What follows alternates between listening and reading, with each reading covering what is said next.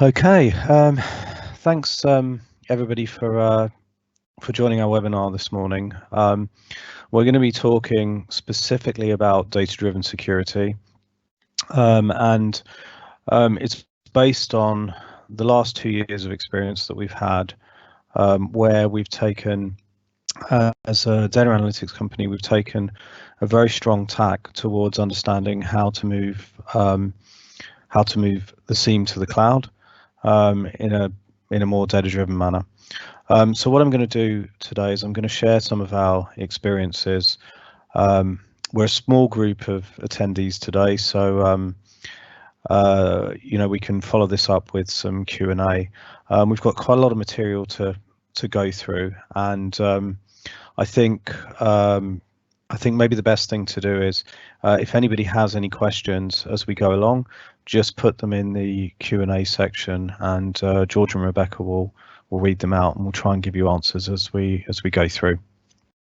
Anyway, I hope you find this material interesting. So just a little bit about me and our company Elastacloud, just so that you can understand how we've approached some of these problems with security in the cloud. So we are a cloud-focused, cloud-first company. Pretty much everything we do now is in the cloud and has been since we formed. We've got a very, very tight association with Microsoft. I myself am an Azure MVP and a Microsoft Regional Director. We've got gold partnerships for cloud platform and data analytics.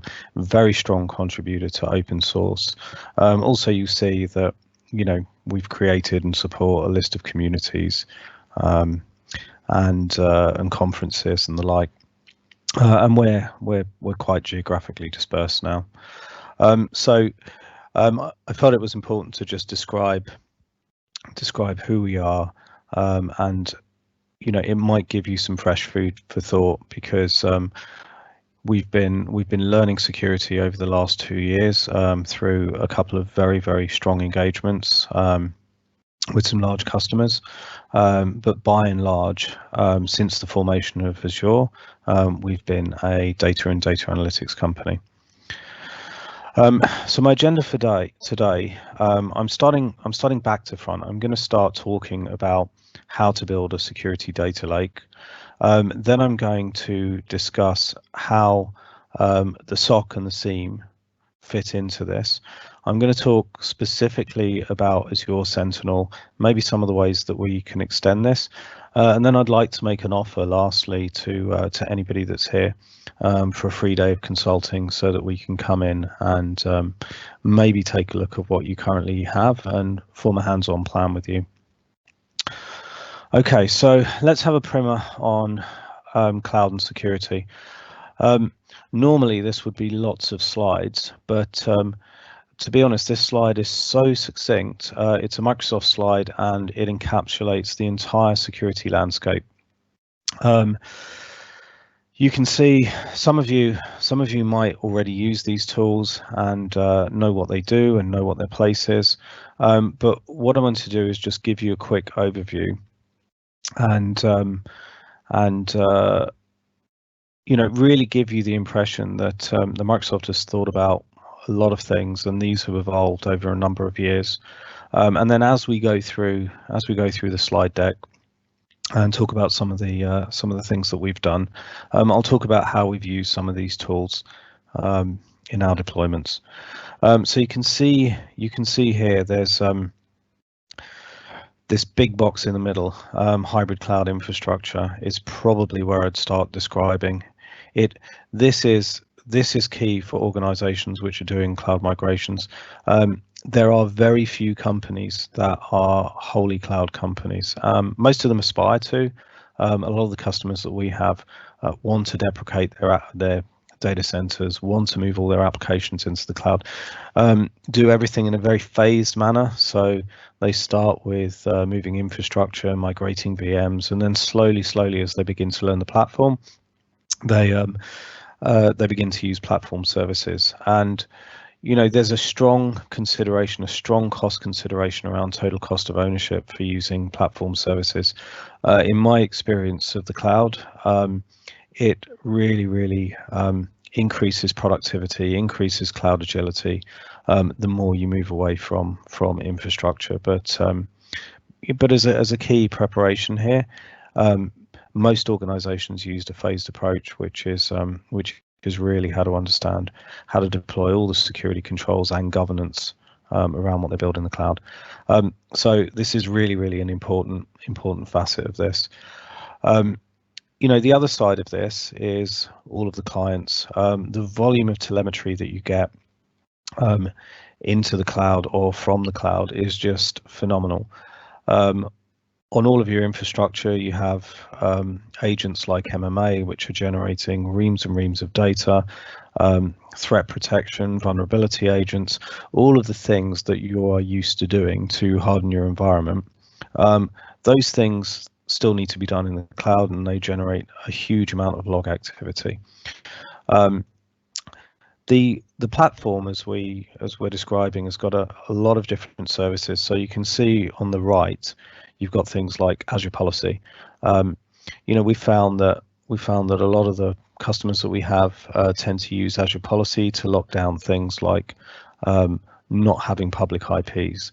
There's a raft of policies that you can create for the assurance that when you're building out Azure environments, you've got almost complete control over new sets of environments for new parts of the business. Then you've got things like Azure Key Vault, which offer FIPS 140 level 2, level 3 compliance, web application firewalls. So pretty much everything that you can do with your on-premise systems, you can do with the integrated Microsoft toolset or third-party additions. On the right, you have identity and access management, and key with all of the integration of services is that Azure Active Directory AAD is central to everything, and it's incredibly important because as you go through and begin to understand things like cloud control matrices and all of the controls and mitigations that you have to put in place, Active Directory offers a lot of these.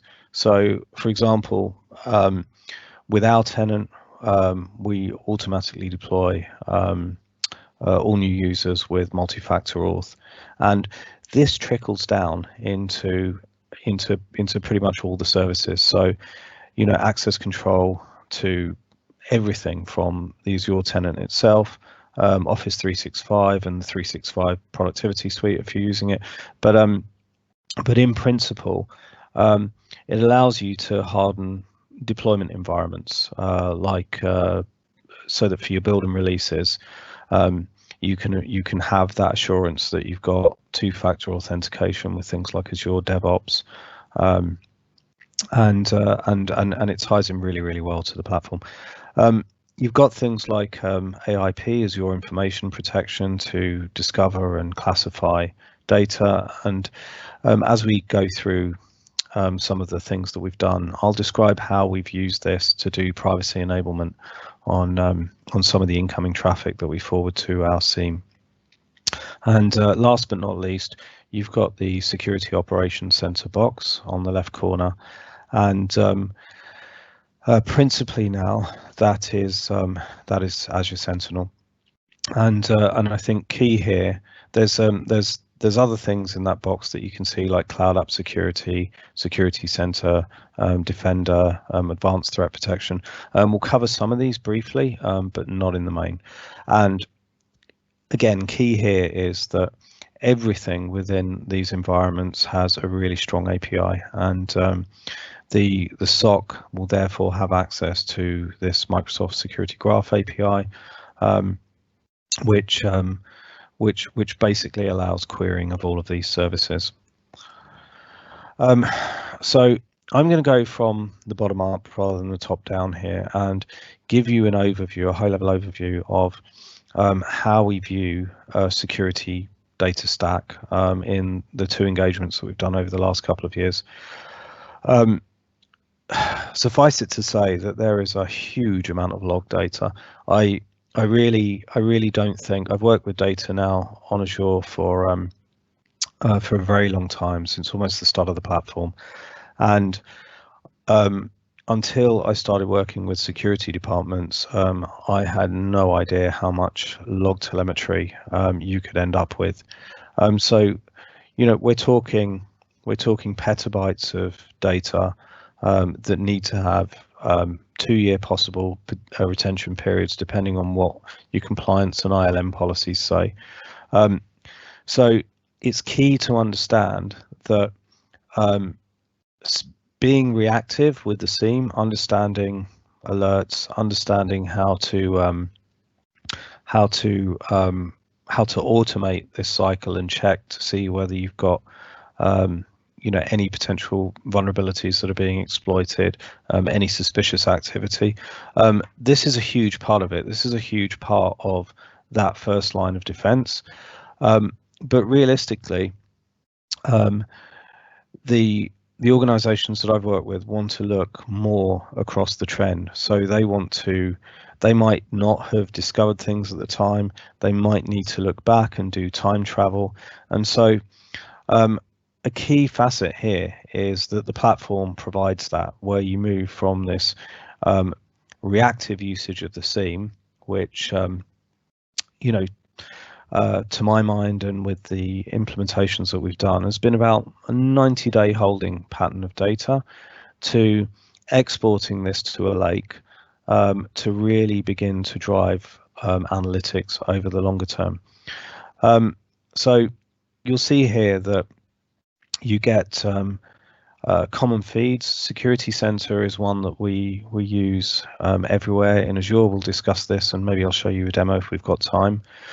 It's fantastic for recommendations, checking the platform, making sure that that you're locked down, where all of the best practices for security development lifecycle are taken into account. So this data and potential vulnerabilities are obviously going to be forwarded and part of the SIEM, and so we can cross-check that against these environments. But then you have a whole load of security telemetry. You have terabytes of data potentially a day from things like proxy logs, from VPN and client connectivity, similar volume of data, firewall traffic. So having a long-term retention strategy is tantamount, and being able to write this data to the lake in a canonical format, then being able to operate over this so that you can run big data operations, and then report on this so that you can whittle this down to a high level capability, and then present this back as a set of management reports. So this really is an all-encompassing strategy where security meets data. I've added this piece at the bottom called self-serve analytics. It's a great platform piece that we've put for our SOC users. It's called Azure Data Explorer, and it can sit on top of the lake. And the capabilities that have been evolved within the SIEM itself, within Sentinel, which we'll talk about, specifically can be used and reused over the long-term data. So it's a great way of, as a lot of people are saying, a lot of people are using the terminology now, to free the data. So you can have management summaries, and as a result of creating this pattern, you can report on risks. Kill chain analytics, which is a good report format. We'll talk about that later on. You can drill down and give individual user reports because you have all this data.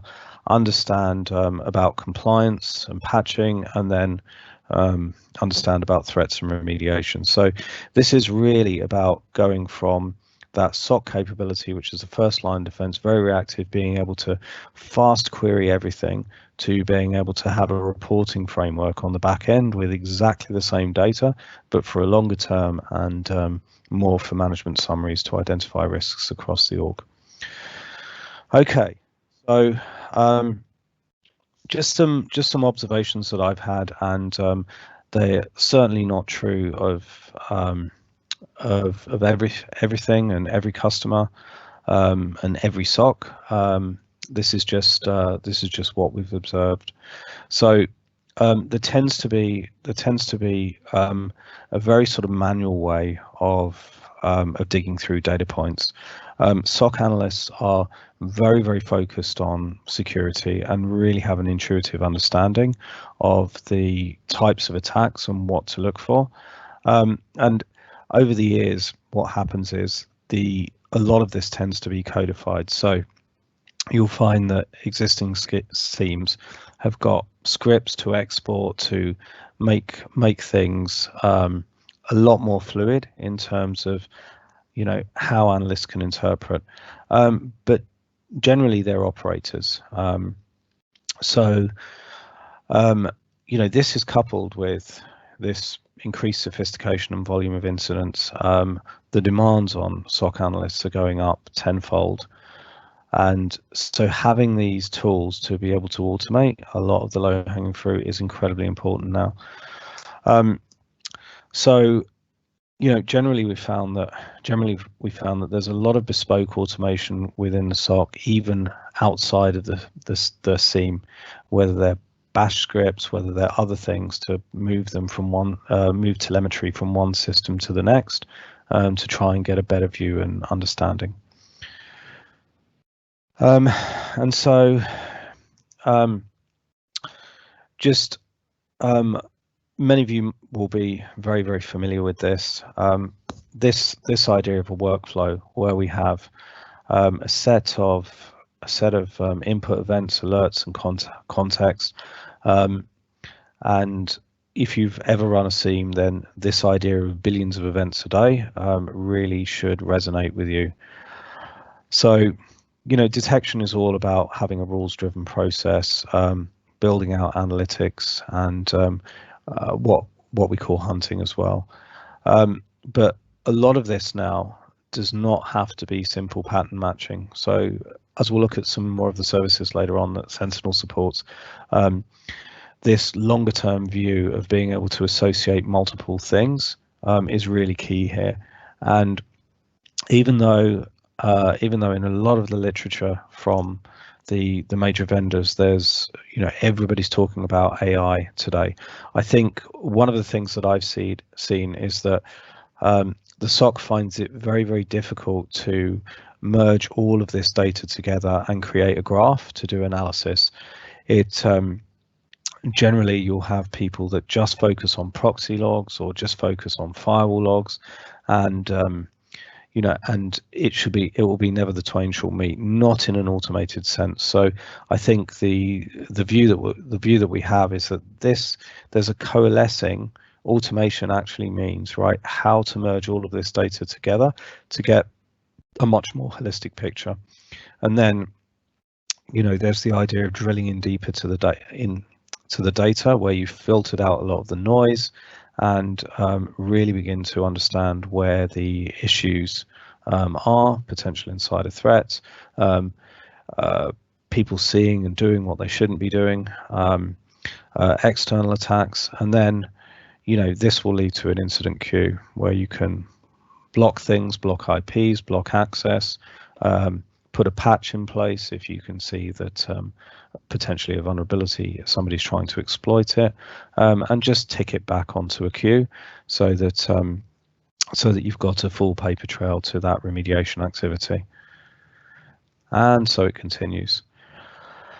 So you've got this idea of patterns of acquisition, and it's the, you know, one of the biggest issues generally is that there's many things that are in play within security defense, and you will need so many different data points from so many different systems. So you know, with some of the work that we've been doing, it's been in excess of 100, where you can have different proxy mechanisms, different firewalls at the border compared to internally, different departments having sort of the security standardization might not be there as well. Bespoke applications and databases that have collected things, email activity, third-party systems which might push phishing checks and phishing attacks onto the workforce, and then get some analytical content back as to who was tripped up by it.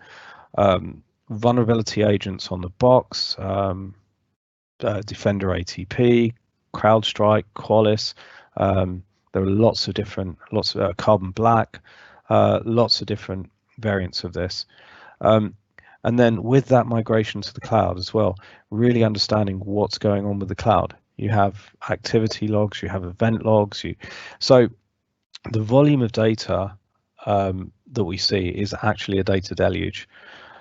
So this is really our baseline, that we have a bunch of logs, we have a bunch of real-time streams, and we need to basically acquire these and process them. This is just another take on automation, which we've covered recently. So we're talking about cloud generally, and the resilience always comes up with an understanding of, how do I know that my SIEM is going to be standing? The resilience and fault tolerance is built from the ground up into the cloud. I'm not going to go into too much detail, but you have this idea of zones and redundancy, so your data is safe. Microsoft have thought about this specifically with Azure, and this redundancy can be with different zones which are on different fire and safety circuits within Azure data center. It could be cross cloud, so cross data center, so potentially you could have deployments in one data center and fail over to another data center, but you have the agility to do these things very, very quickly, and you have the capability to design this using some platform parts or some clever parts to try to keep the economics down. And I'll talk to you briefly later on about some of the ways that we've had hot, warm, and cold standby for Sentinel in particular.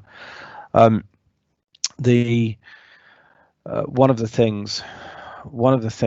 enablement is that it becomes very, very easy to start writing queries for your SIEM, and so common analytics reporting frameworks like kill chain metrics, where right at the top you have this big funnel of attacks, understand what your exposure is, understand which ones where the potential exploits are, and then right at the bottom you have P1 incidents which are raised, and this is a really common way, or one common way that people like to view this idea of remediation by risk level. So the interesting thing is that with the stack that we're talking about, this actually becomes quite easy, because you're bringing all the data together, you're coalescing it in the cloud, and then you're also passing it on downstream so that you can have a long-term retention, long-term view on this. So if you wanted to report month by month on how the kill chain has changed, it becomes very easy. So I'm now going to start talking about Azure Sentinel, and specifically one of the things which we've been involved in is this idea of running a SIEM side by side with an existing SIEM. To be honest with you, this has been the biggest pain point that I've seen that we've been talking about with customers. So I cannot tell you how much, with the customers that we've spoken with, how much IP, how much content has been put into the existing SIEM. There's a huge body of knowledge that's locked into the team, and a set of processes. So, how do you continue with business as usual if you want to trial Sentinel and really begin to understand how you shift that emphasis towards the cloud. So I'm going to talk through some patterns, but this is really key. So it's the investment in scripts, IP, the foundation of the SOC as well, and the knowledge engineering that's gone into this. But there are lots of things that we can get which can be automated away from the SOC when we move to the cloud and take on some of the capabilities of Sentinel. So it's really about understanding how to get the best out of the SOC, so that all of the things that that could be really problematic, or where you're resourced squeezed, a lot of the low-hanging fruit can be taken over through automation activities in the SIEM. And I've specifically used Arcsight here. Arcsight and SecureWorks have been really our only touch point with different SIEMs when we've gone through this process, but there are a lot to choose from. So just some information to summarize about why Sentinel is a positive step forward for understanding that migration to the cloud. For pure cloud sources like Office 365, for Azure, if you're already on the Azure platform, it's an absolute no-brainer. It's got syncs from Azure Monitor, from Defender ATP, and Microsoft has got good cost economics around all of these sources out of the box. So it actually pays to use Sentinel, if nothing else, if you didn't want to use this as your main SIEM, to use this around all of your Azure deployments. And so as I say, so key log sources here are free, and there's excuse me, there's customization specifically for the security team around some of the capabilities like workbooks that can be built so that you can effectively turn this into an environment that works for you. And we'll focus on the last piece, the side-by-side deployment with the current SIEM, because I think that's an incredibly important piece here. Just to highlight this idea of the end-to-end solution for the SOC, it's about collecting data, having that connectivity managed for you, being able to do the analysis on everything that you're seeing really quickly, run through built-in queries. There's a new capability called live stream, which will allow you to hunt for specific things in real time, and then track and investigate your incidents with out-of-the-box visuals, and then use automation. And the interesting thing about all of this is that all of these key features are built on platform building blocks within Azure. So you have the you have things like the acquisition piece, which is built on log analytics, which has been an Azure service for 4 or 5 years now. Then you have things like the machine learning focus, which uses Jupyter notebooks, or Azure notebooks in this case. And you'll have the remediation automation part, which uses logic apps. So the key is that this is, there's been a lot of thought around how other services can be leveraged within Azure Sentinel. So it's a solution that's built on top of these. And some of this should resonate with all of you. One of the things that I'm going to talk about is the idea of Ceph and Syslog, because that obviously is something that that the SIEM really uses a lot of the common event format. The idea that everything is REST, so we can introduce data into Sentinel through a REST API by building up custom logging, and then incorporating this into our overall dashboard solution for the SIEM. The scalability around log analytics with more than 10 petabytes of daily data ingestion. Yeah, absolutely. It's it's a multi-tenant service, but Microsoft can change the tenancy model for you at any time to customize this and tweak throughput parameters and other bits and pieces depending on how much data you're actually getting. So I just wanted to talk a little bit about this, some of the things that we've done. So out of the box with the SIEM, you have multiple connectors, but you have this extensibility capability because it's built on top of log analytics, which is your storage, your query engine. This has a REST API. And if you want to introduce your own sources, whether or not they're just reference sources, you might have like an exception list, for example, where you want to ensure that certain management views are adhered to, or email addresses that you exclude, or things like that, where you have this potential reference list and it changes over time. Then there's the capability to inject all of this reference data very, very easily, as well as customized acquisitions. You can do pretty much anything with this. We put that in place in one of our solutions. The other thing which is actually quite interesting is this idea of privacy by design. And we talked about a whole platform approach earlier, and there's lots of different mechanisms to feed data into the SIEM. If we look at pattern 1, we'll see that data comes from the lake. We can apply privacy to it and then push it to the SIEM. By privacy, I mean that we can mask values. We can ensure that tokens might be used if in some respects.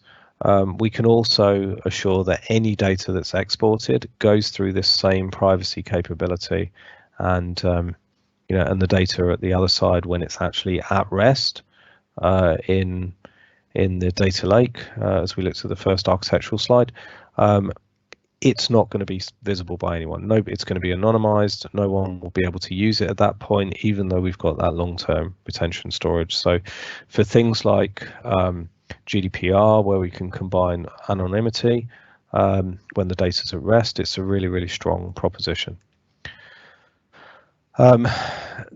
Given the platform capability, there's an incredible amount of things that you can do to make this to ensure that you've got uptime. You can, all of the workbooks and the queries and things like that, they can be stored in source control. You can double check, and the assurance that the queries that are actually loaded there are correct. This is one thing that we've been looking at. Things like platform heartbeats, platform feeds, so has a particular feed, stop sending, feed frequencies. If you look around one of the things that we tried is to understand what a normal distribution looks like for data being sent, so that we can track whether or not we've got missing data, missing activity, even though everything looks fine on the connection. This will give you a view of how the acquisition works generally. So you have log agents, and the log agents will connect to Syslog sources, and they will forward data to Sentinel. So, in principle, if you've got any data that's generated and accessible through the Syslog, then this will enable you to forward this over the REST API to Sentinel. And it's all the mechanics that you don't necessarily need to understand, because there's nice sets of workflows. But in practical terms, for Sentinel, it's just about selecting a data connector, whether it's a Syslog data connector, a Ceph data connector, and then the agents get automatically installed, and then the data is forwarded. So Syslog messages, look like this. When they're produced, they are connected through a UDP port, and effectively this is a message parser, and it's the agent. And I haven't looked at this for about 6 months, so I think the topology has changed from Fluent D to Fluent Bit, or maybe that's on the cards, but I'm not quite sure whether this is active yet. But there's very tried and tested technologies to ensure that you get that fluidity of the data. It's built on top of Fluent D, like an open source framework, the OMS agent, with the assurance that you're going from one thing to the next, and that you can take your Syslog messages, you can take your Ceph messages, unwrap them, and they just automatically appear in Sentinel as a particular type, the common security log format, which you can then query on. So, it's things like this, which then become the common security log. One of the things which we've done when we've received this Ceph is to turn this into long-term queryability in Parquet. So Parquet allows us to scale using big data platform technologies, and this is a great way to go, take Ceph, which is pipe delimited entity attribute pairs, and turn this into a self-describing format, which you can use Hadoop, you can use Spark, you can use all of these incredible tools to do some analysis. So this was key for us. The idea that we have that we can run SIEM side by side, and it's actually not too arduous. You have Arcsight, you have Arcsight loggers, and you can basically take something like Fluent D. Fluent D can then be used to introduce this into Azure, so it can connect to Syslog one side, it can automatically send things like Event Hub messages the other side, or write to a data lake. If you're streaming data from Arcsight, you can basically dispatch this using an API into Azure Sentinel. And so if you wanted to replicate everything that was going on in Arcsight into Sentinel, you could put very simple architectural patterns and literally run these SIEMs side by side without having any custom connectivity to any third-party services. It would just be relay, and then you can check Sentinel's capabilities. So I'm just going to give you a high-level overview of some of these things, and we'll probably have 5-10 minutes or so just to view Sentinel. But this is not exhaustive by any means. There's an incidents queue which we can use. Internally in our business, in our consultancy, we don't have a dedicated incidents management outside of our support desk. So we have been using this for Sentinel, but most businesses have things like ServiceNow in place.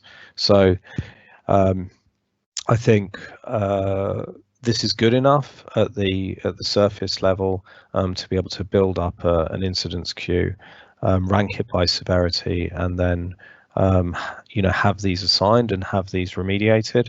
But generally, what most customers would end up doing is to take this remediation tool, we call them Playbooks, and then forward these tickets to ServiceNow. And that's just a simple idea of taking a playbook, taking the underlying logic app, and then using the ServiceNow API to raise that ticket. We can build workbooks. Microsoft has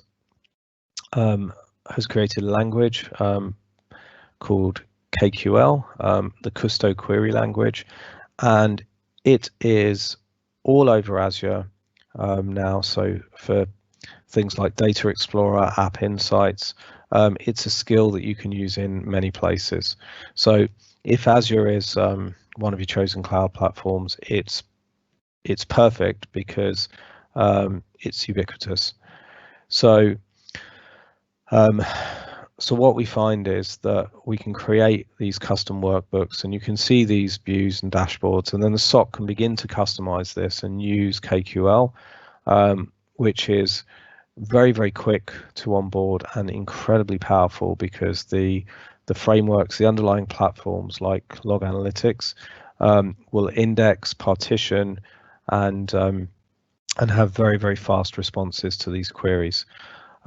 It's much simpler to use, I find, than SQL. I've been using SQL for over 20 years now, and a lot of the people that work for me really find KQL as something that they can hit the ground running with very quickly. And then similarly, we can build up hunting queries. So if we don't profile particular alerts, if we have an idea that we want to look for something, we want to hunt for it, we can write a KQL query. And you know, an example of this is the most uncommon processes running. So we can create our own set of hunting queries, which we can run at any point in time, because we customize the sort of profiles that we look for. And there are a ton of these out of the box. It's fair to say that Microsoft has invested loads in, you know, in a lot of quick start. So you'll find that there are sources available on GitHub, where if you plug in all of your connectors, you can just hit the ground running, and there's a lot of things that are written for you. So then we talked about playbooks as well, and you know, playbooks are reactive. You can see in the Logic Hub Designer, when a response to an Azure Sentinel alert is triggered, then do this.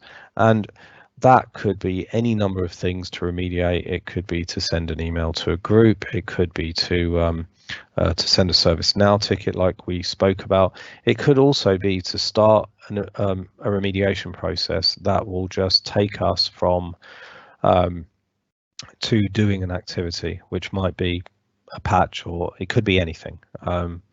So that's where we react at this stage. Then we've got this idea of analytics. There's a whole bunch of analytics templates that are written out of the box. Yet again, this part is driven by KQL. Microsoft have an internal tool called Fusion, and that checks for these multi-stage attacks. So the underlying graph and the understanding of all of these data sets really has machine learning applied to this on top. And you will find out if you've missed anything between all of these different data sources that you've got, how they relate and interact, and any patterns that machine learning can spot, and then classify. One of the things that our data science team have been using is to try to customize some of the machine learning approaches, and very typical of this is maybe to take a peer review paper and then trial something with the data. Very industry standard Jupyter notebooks are used for this. You connect back in to Sentinel, you use KQL to retrieve the data, but you can very easily use common data science tools like scikit-learn in Python to be able to analyze a lot of this data, and then build machine learning models offline, and all of that can be integrated into the Sentinel workflow. So it's about connecting to these security data sources out of the box, then monitoring what's going on using workbooks, correlate alerts into incidents, and then automating the result of this through security orchestration with Playbooks. So that's a very simple summary and overview.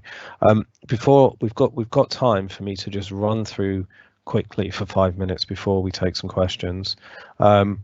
This is an offer anybody can take us up on. I'll leave my email address in the announcement section, but what we're offering, because you were all kind enough to give an hour of your time, is to come in and have a full day hands-on SIEM migration workshop, so that we can work out and help you come up with a plan for moving your existing feeds to Sentinel and running side by side, and we can go a lot deeper into these patterns that we've put in place, answer any questions in person. But generally, I just wanted to make that offer. So what I'm going to do now, hopefully you'll be able to see my screen if I flip over. Rebecca or George, can you still see this? Yep, we can still see that. All right, fantastic. So what I want to do is just take you through some boilerplate things. I created a Sentinel instance for the talk last night, and you know, out of the box, I enabled Azure Security Center. We've talked about this a little bit with the idea that we get recommendations, we get lots of different things that will tell us where there are issues. So there are a bunch of issues in one of the subscriptions, so things like diagnostic logs. Where I should be applying policy for this, I'm not necessarily applying policy. And you can see here that all of this stream of data, as it happens when things are created, if you haven't thought far enough around how you're going to evolve policy within Azure, then you can pick up all of the issues from Security Center, which works both cloud and on-prem. And in some cases, we can automatically remediate. So like I said, the cloud is an API, everything is an API. These will just, quick fixes will just automatically use underlying APIs with your logged on credentials, and then just try and remediate these things. Okay, so what I just wanted to do was take you through Azure Sentinel. So I enabled this last night, and you can see that there's a bunch of different behaviors here. There's key data. I haven't actually set up any alerts on this, but I can show you how. But what I've done is I've got this to pull in Azure data and Office data, and you've got things like events and counts, which are obviously, you know, needed initially, and then you've got things like Azure diagnostics here. Oh, I'm just being told that we can only see the PowerPoint content. Yeah, sorry, maybe if you send over we're just on your desktop at the moment, seeing the Meet the Sentinel page. I see, okay. I thought it would move over, but yeah, if you could send over maybe the next piece of content directly to me, and then I'll share that. Well, I'm sharing my desktop at the moment, so it's probably not going to be extended. So let me try again here. Let me try and share my desktop, or better still, this. Can you see that now? Yeah, we've got it. Brilliant. Okay. Sorry, everyone. So this is the primary dashboard piece within the solution. You know, as we go down, we've got our incidents queue. I haven't actually flagged anything as an incident here, but I can do. I'll try and go through these iteratively. We've got this idea of data connectors, and just to give you the scope of this, you can see that there are 39 connectors. I've connected Azure activity logs. Azure activity logs tell me at the admin level who has done an activity in Azure. Have they created something, deleted something, an Azure asset? I've connected this to Azure Security Center as well. And I've also connected this to Office. And,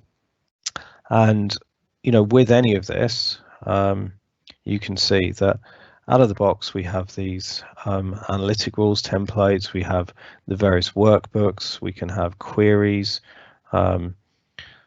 So all I would need to do is click on one of these, and you can see here that we've got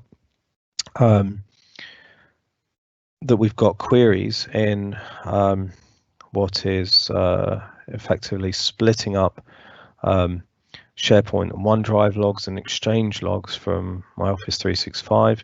You can see here that we've got analytics, and I can then create rules on this. So known phosphorus groups, known Iridium IPs that access as part of that use Office 365, and whenever any of these are tripped, I'll be alerted on it.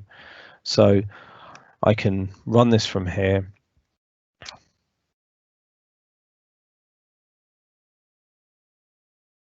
And it should give me a display. This is going through our Office workload, and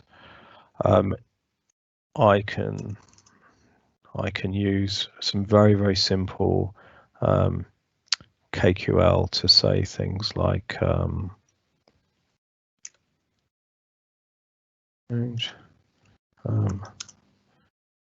summarize by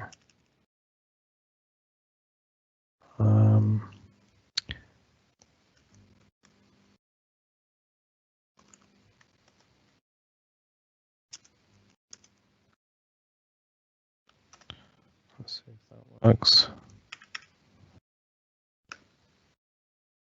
Okay, so you know, with some very simple queries, we can find out, you know, overall who uses the most, the least emails based on the time that we've been collecting this, and then we can also save these. So, you know, I can have my own sort of personal query cache here when I'm experimenting.